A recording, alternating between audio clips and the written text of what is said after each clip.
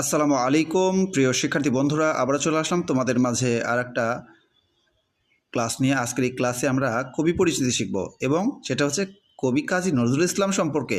শিক্ষার্থী বন্ধুরা অবশ্যই মন দিয়ে আমার কথাগুলো শুনবে, তাহলে তোমরা বেশ কিছু তথ্য জানতে পারবে। কাজী নজরুল ইসলাম পশ্চিমবঙ্গের বর্ধমান জেলার চুরুলিয়া গ্রামে জন্মগ্রহণ করেন। তার জন্ম তারিখ 25শে মে 1899 খ্রিস্টাব্দ এবং বাংলা 11ই জ্যৈষ্ঠ 1306 সন। তার পিতার নাম কাজী ফকির আহমদ, তার মাতার নাম জাহেদা খাতুন। তিনি বিদ্রোহী কবি নামেই বেশি পরিচিত। তিনি বাংলাদেশের জাতীয় কবি। তার কবিতা, গান, গল্প, নাটক, উপন্যাস আমাদের সাহিত্যের অমূল্য সম্পদ। শিশুদের জন্য তিনি অনেক গান, কবিতা, ছড়া ও নাটক লিখেছেন। অগ্নিবীণা, বিষেরবাসী, ঝিঙে ফুল তার বিখ্যাত কাব্যগ্রন্থ।